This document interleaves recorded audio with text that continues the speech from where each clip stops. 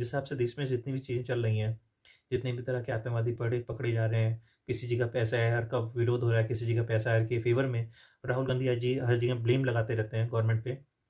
लेकिन सोचने वाली बात है कि इसका विरोध हो क्यों रहा है? और एक तरफ कहते हैं कि हाँ वोटर लिस्ट सही की जाए, एक तरफ विरोध हो रहा है। लखनऊ में भी काफ़ी ज़्यादा बांग्लादेशी पकड़े गए हैं और आतंकवादी भी पकड़े गए हैं।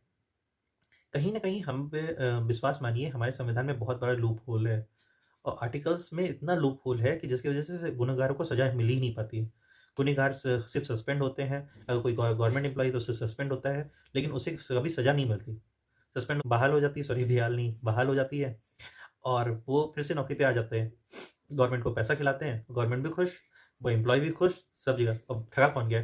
ठगे हम लोग जाते हैं। जो लोग टैक्स पेयर हैं, जो लोग हर जीएसटी भरते हैं, नॉर्मल इनकम टैक्स भरते हैं, दिन-रात मर के किसी तरह काम करते हैं और हमें बदले में क्या मिलता है? खराब रोड, करप्शन और इनसिक्योरिटी, ये सब चीज़ें मिलती हैं। लेकिन हमारे ये सब लूप होल जो है, ये बार-बार मैं कहता हूँ कि ये सब कुछ संविधान के लिए, ये जो बार-बार लोग संविधान की बुक्स उठाते हैं लेकिन संविधान देखते नहीं।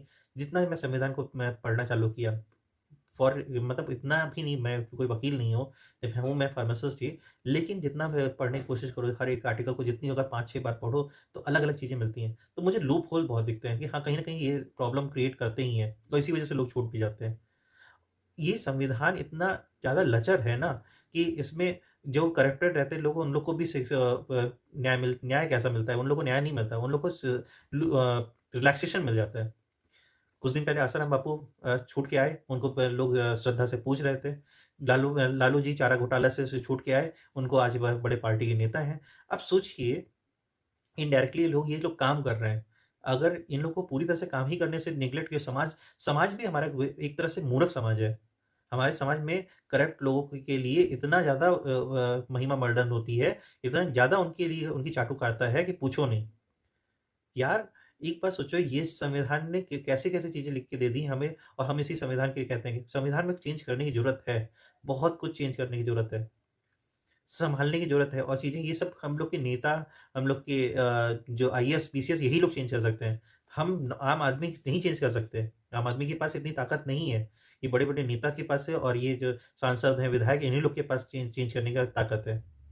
और ये आईएएस, पीसीएस ही कुछ अच्छा चीज़ बता सकते हैं। कोई करप्शन करके कैसे बच जाता है, मुझे समझ नहीं आता। अभी आज के पेपर में था, कि मैं वीडियो रिकॉर्ड कर रहा हूँ, तो आज के पेपर में था कि 3 आतंकवादी पकड़े गए। उन्होंने आरएनडी जो होता है कैस्टर ऑयल से एक एक्सट्रैक्ट निकाल के एक ऐसा पॉइज़न बनाया, इतना खतरनाक पॉइज़न बनाया कि 10 लाख लोगों की जान ले सकता है।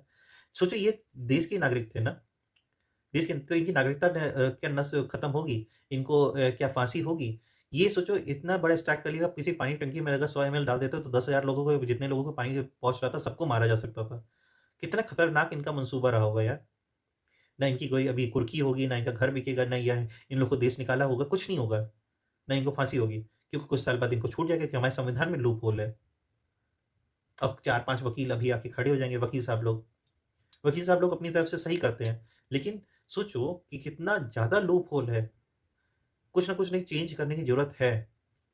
घबराता है मन कि अपने ही लोग अगर जब कभी आपके साथ नहीं होंगे, मेरे रिलेटिव उसी जगह पे थे, उसी शहर में हैं, मुझे घबराहट होती है, जब देखता हूँ कि अपने, ये जो गोमती नगर वाली बात आपको शायद में नहीं पता, लेकिन लखनऊ के गोमती नगर में जितने भी सफाई कर्मी हैं, उसमें से 80% सफाई कर्मी बांग्लादेशी हैं। शॉकिंग नहीं है? आपको बुरा नहीं लग रहा होगा कि उसके घर से आप सोचते हो कि हमारे पास कहाँ बात आई है। लेकिन याद रखना, जब-जब आप सोचते हो कि हमारे घर पे तो बात आई नहीं है ना, तब आपके दरवाजे के बगल के में ये बात पहुँच चुकी होती है। आग आपके घर के बगल में पहुँच चुकी है। जब-जब आप सोचते हो कि हमारे घर पे तो आग पहुँची नहीं है, तो आपके घर के बगल में आग ज़रूर पहुँच चुकी होती है। बस दूसरा घर आप ही का है। तो संभल के रहिए और चीज़ों को कुछ ना कुछ तो चेंज करने की ज़रूरत है। अलर्ट रहिए। हर जगह पे अगर कोई भी संदिग्ध गतिविधि